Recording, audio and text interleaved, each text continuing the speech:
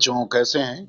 स्वागत है हिंदी गुरुकुल के और नई वीडियो में। मुझे उम्मीद है कि आप अच्छे होंगे, स्वस्थ होंगे और मस्त होंगे। तो ये हमारी संज्ञा की पहली वीडियो है और मुझे उम्मीद है कि आपको ये वीडियो अच्छी लगेगी। और यदि आप मेरे चैनल पर नए हैं तो इसको सब्सक्राइब कर लें, और यदि आपने पहले से सब्सक्राइब किया है इसको लाइक और शेयर जरूर करें। तो चलिए शुरू करते हैं आज की वीडियो। देखिए, पहला सवाल क्या कह रहा है? कह रहा है संज्ञा के कितने भेद होते हैं। आपको बताना है कि संज्ञा के कितने भेद होते हैं। 5, 4, 8 और 6। आपको बताना है कि संज्ञा के कितने भेद होते हैं। देखो बच्चों, किसी भी प्राणी, वस्तु, स्थान, गुण व भाव के नाम का बोध कराने वाले शब्द को हम संज्ञा कहते हैं। तो आपको बताना है कि संज्ञा कितने प्रकार की होती है। तो देखो बच्चों, जो संज्ञा होती है उसके कुल 5 प्रकार होते हैं। कितने होते हैं? 5 प्रकार होते हैं।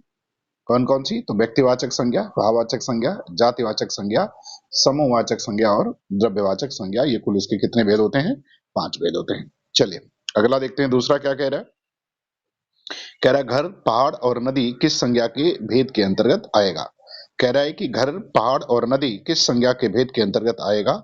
भाववाचक संज्ञा, जातिवाचक संज्ञा, द्रव्यवाचक संज्ञा या गुणवाचक संज्ञा। तो आपको बताना है कि ये सब किसके अंतर्गत आएगा। तो देखो बच्चों, घर, पहाड़ और नदी ये जातिवाचक संज्ञा है, क्योंकि तीनों शब्द समस्त के लिए प्रयुक्त होते हैं और किसी विशेष की ओर इशारा नहीं करते, इसलिए सभी के सभी क्या हो जाएंगे?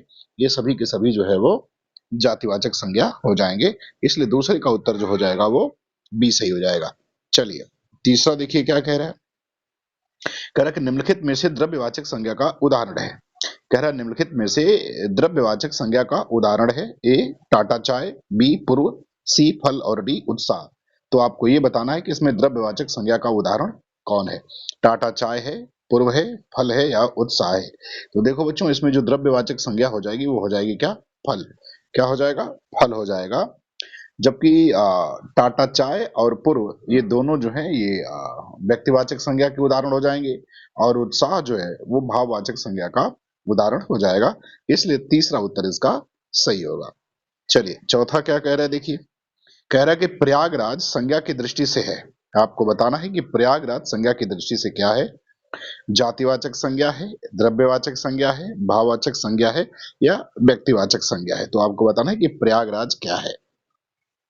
जातिवाचक है, भाववाचक है, द्रव्यवाचक है या व्यक्तिवाचक है। तो देखो बच्चों, प्रयागराज जो शब्द है वो व्यक्तिवाचक संज्ञा है। व्यक्तिवाचक संज्ञा का मतलब होता है कि ऐसे संज्ञा शब्द जो किसी विशेष का बोध कराते हो, चाहे वो व्यक्ति हो, चाहे वस्तु हो, चाहे वो स्थान हो। इसलिए इसका उत्तर डी सही हो जाएगा।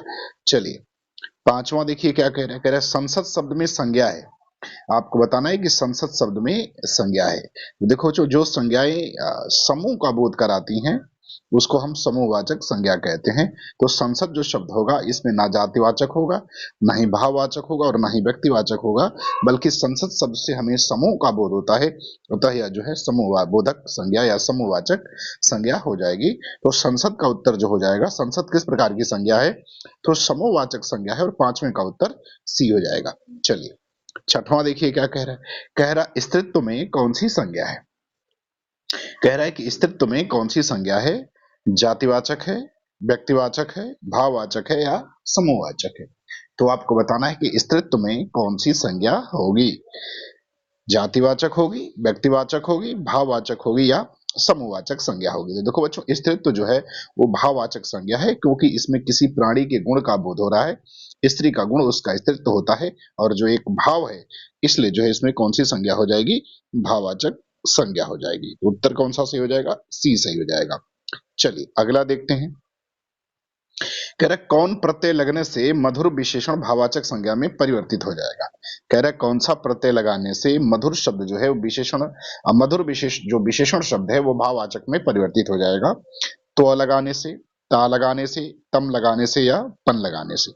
तो आपको बताना है कि कौन सा प्रत्यय आप लगा देंगे तो ये जो है परिवर्तित हो जाएगा। क्या हो जाएगा? परिवर्तित हो जाएगा भाववाचक में।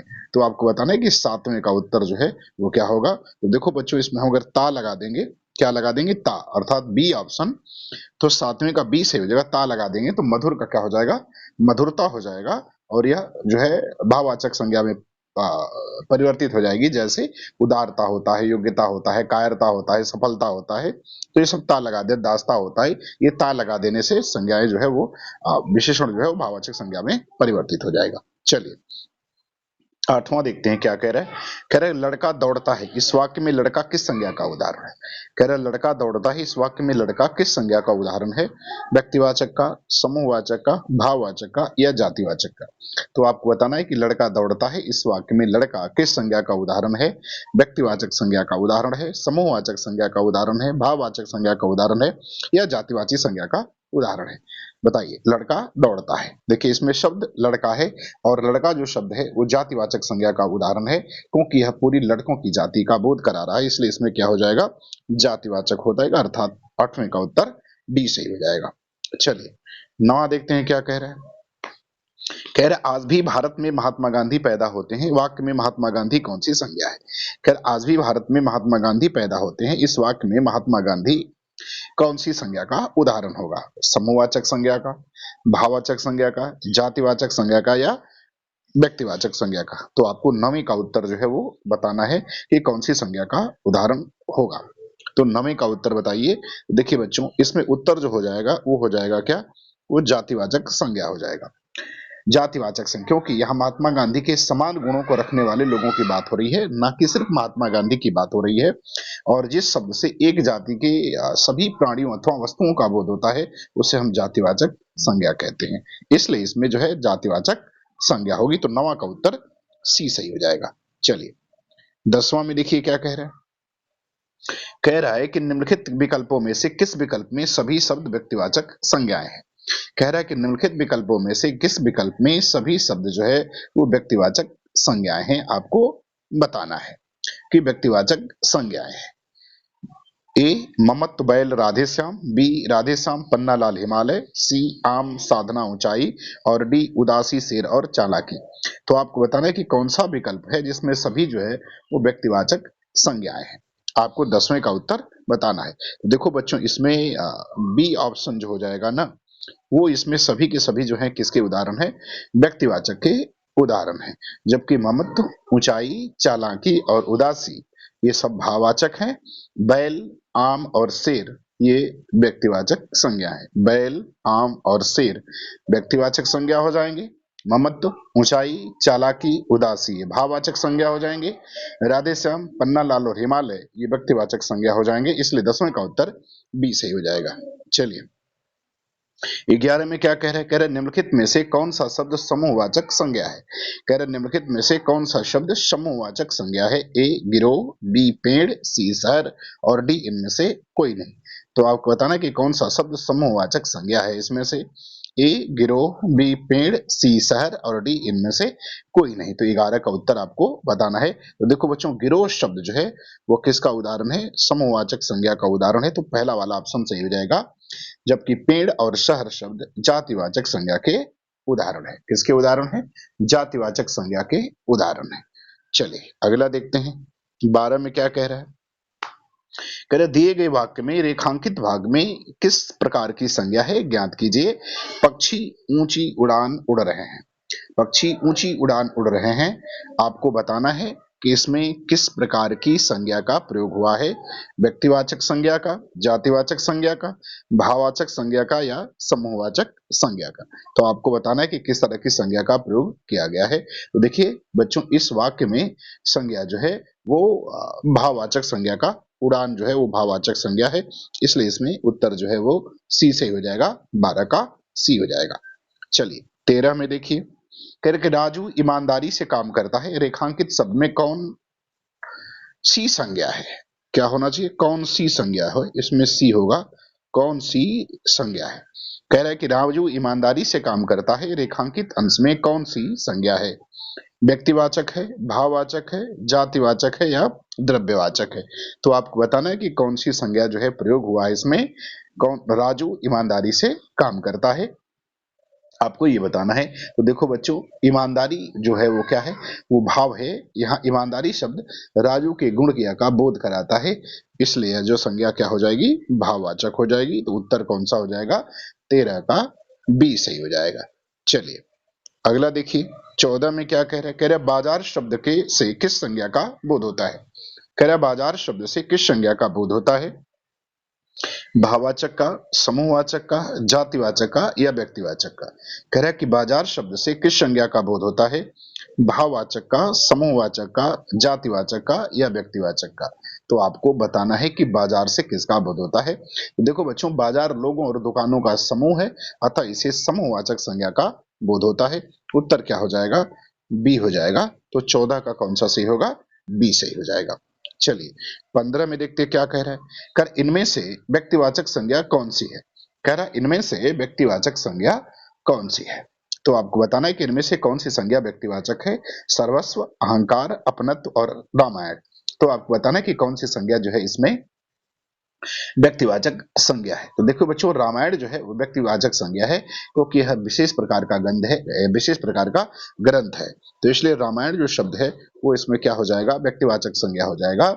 जबकि इसमें बाकी जो लिखा हुआ है, जैसे इसमें सर्वस्व लिखा है, अहंकार लिखा है और अपनत्व लिखा हुआ है, तो ये तीनों के तीनों जो है वो भाववाचक के उदाहरण हो जाएंगे। किसके उदाहरण हो जाएंगे, भाववाचक संज्ञा के उदाहरण हो जाएंगे। चलिए 16 में देखिए क्या कह रहा है, कह रहा है निम्नलिखित में से द्रव्यवाचक संज्ञा का चयन कीजिए। कह रहा है कि निम्नलिखित में से द्रव्यवाचक संज्ञा का चयन कीजिए। ए कह रहा है झुंड, बी बुढ़ापा, सी चातुर्य और डी कह रहा है वायु। तो आपको बताना है कि इसमें कौन सी संज्ञा जो है वो द्रव्यवाचक संज्ञा है। तो देखो बच्चों, इसमें वायु जो है वो द्रव्यवाचक संज्ञा है, था डी जो ऑप्शन होगा इसका वो द्रव्यवाचक संज्ञा का समूह है। झुंड जो इसमें शब्द लिखा है वो समूहवाचक संज्ञा का उदाहरण है, और बुढ़ापा और चातुर्य जो है वो भाववाचक संज्ञा का उदाहरण है। तो बुढ़ापा और चातुर्य भाववाचक संज्ञा हो जाएगा, झुंड जो है वो समूहवाचक संज्ञा हो जाएगा, और वायु जो है इसमें द्रव्यवाचक संज्ञा हो जाएगी। तो वायु के बारे में पूछा हुआ है, तो 16 का ऑप्शन डी सही हो जाएगा। चलिए 17 में देखिए क्या कह रहा है, कह रहे सेना हर हालत में हमारे लिए खड़ी रहती है, वाक्य में रेखांकित शब्द कौन सी संज्ञा का उदाहरण है। कह रहे सेना हर हालत में हमारे लिए खड़ी रहती है, इस वाक्य में रेखांकित शब्द कौन सी संज्ञा का उदाहरण है, व्यक्तिवाचक संज्ञा का, जातिवाचक संज्ञा का, समूहवाचक संज्ञा का या भाववाचक संज्ञा का। तो आपको बताना है कि सेना के लिए सेना जो है किस प्रकार की संज्ञा है। तो देखो बच्चों, सेना जो है वह समूहवाचक संज्ञा है। कैसी संज्ञा है, समूहवाचक। तो 17 का सी सही हो जाएगा। 17 का क्या सही हो जाएगा, सी सही हो जाएगा। चलिए 18 में देखते हैं क्या कह रहा है, कह रहा है बनावट और लिखावट ये दोनों किस तरह की संज्ञाएं हैं। कह रहा है बनावट और लिखावट किस प्रकार की संज्ञाएं हैं, जातिवाचक है, भाववाचक है, समूहवाचक है या व्यक्तिवाचक है। तो आपको बताना है कि बनावट और लिखावट दोनों किस तरह की संज्ञाएं हैं। देखो बच्चों, आवट प्रत्यय लगने से जो है वह भाव बन गया है, इसलिए दोनों जो है वो भाववाचक संज्ञाएं हैं। तो 18 का उत्तर क्या हो जाएगा, बी सही हो जाएगा। चलिए 19 में देखिए क्या कह रहा है, कह रहा गंगा का पानी आजकल दूषित हो रहा है, वाक्य में रेखांकित शब्द में कौन सी संज्ञा है। कह रहा गंगा का पानी आजकल दूषित हो रहा है, वाक्य में रेखांकित शब्द में कौन सी संज्ञा है, व्यक्तिवाचक है, द्रव्यवाचक है, जातिवाचक है या समूहवाचक है। देखो बच्चों, कह रहे हैं गंगा का पानी, और गंगा जो है वो नाम है, विशेष नदी एक विशेष का बोध करा रहा है, इसलिए जो है इसमें व्यक्तिवाचक संज्ञा हो जाएगा। तो जब कोई भी शब्द विशेष का बोध कराता हो तो उसको हम व्यक्तिवाचक ही संज्ञा कहते हैं। तो गंगा में कौन सी संज्ञा हो जाएगा, व्यक्तिवाचक हो जाएगा। चलिए 20 में क्या कह रहा है, कह रहे राज्यपाल में कौन सी संज्ञा है। कह रहे कि राज्यपाल में कौन सी संज्ञा है, व्यक्तिवाचक है, जातिवाचक है, भाववाचक है या समूहवाचक है। तो आपको बताना है कि राज्यपाल में कौन सी संज्ञा है, व्यक्तिवाचक है, जातिवाचक है, भाववाचक है या समूहवाचक है। तो देखो बच्चों, राज्यपाल में जो है वो जातिवाचक संज्ञा है। राज्य का प्रधान, शासक, गवर्नर ये सभी जो है वो जातिवाचक संज्ञाएं हैं। तो 20 का उत्तर बी सही हो जाएगा। चलिए इसके बाद आते हैं 21 में क्या कह रहा है, कह रहा है कि फूल निम्नलिखित में से कौन सी संज्ञा है। कह रहा है फूल निम्नलिखित में से कौन सी संज्ञा है, भाववाचक है, जातिवाचक है, समूहवाचक है या इनमें से कोई नहीं है। तो आपको बताना है कि फूल किस तरह की संज्ञा है। तो देखो बच्चों, फूल शब्द जो है संपूर्ण फूल जाति का बोध कराता है, इसलिए इसमें जातिवाचक संज्ञा हो जाएगी। तो 21 का उत्तर कौन सा सही हो जाएगा, बी सही हो जाएगा। चलिए 22 में देखिए क्या कह रहा है, कह इनमें से कौन सा शब्द जो है वो जातिवाचक संज्ञा नहीं है। कह रहा है इनमें से कौन सा शब्द जो है वो जातिवाचक संज्ञा नहीं है, कुत्ता, लड़कियां, नदी और हिमालय। तो आपको बताना है कि इसमें से कौन सी जो है संज्ञा वो जातिवाचक नहीं है। तो देखो बच्चों, नदी, लड़कियां और कुत्ता, मतलब कुत्ता, लड़कियां और नदी, ये तीनों जो है वो जातिवाचक संज्ञाएं हैं, जबकि हिमालय जो है इसमें व्यक्तिवाचक संज्ञा है, इसलिए उसका उत्तर जो है वो डी सही हो जाएगा, हिमालय। ठीक, चलिए अगला देखते हैं। 23 में क्या कह रहा है? कह रहा है कि निम्नलिखित में से कौन सा विकल्प व्यक्तिवाचक संज्ञा नहीं है। कह रहा है कि निम्नलिखित में से कौन सा विकल्प व्यक्तिवाचक संज्ञा नहीं है। हिंद महासागर, दीपावली, सेवा और रविवार। तो आपको बताना कि इसमें कौन सा जो है व्यक्तिवाचक संज्ञा नहीं है। तो आपको बताना है कि कौन सा जो है व्यक्तिवाचक संज्ञा नहीं है। हिमालय, सॉरी, हिंद महासागर, तो यह व्यक्तिवाचक संज्ञा है। दीपावली, ये भी व्यक्तिवाचक संज्ञा है। लेकिन सेवा एक प्रकार का भाव है, इसलिए यह व्यक्तिवाचक संज्ञा का उदाहरण ना होकर के बल्कि भाववाचक संज्ञा का उदाहरण है, इसलिए इसका उत्तर सही हो जाएगा सी। जबकि डी, रविवार एक दिनों के नाम है, इसलिए अभी जो है व्यक्तिवाचक संज्ञा है, और सी जो है वो एक तरह का भाववाचक संज्ञा है, इसलिए 23 का उत्तर सी सही हो जाएगा। चलिए अब देखते हैं 24 में क्या कह रहे हैं। कवि शब्द में कौन सी संज्ञा है? आपको बताना कि कवि शब्द में कौन सी संज्ञा है।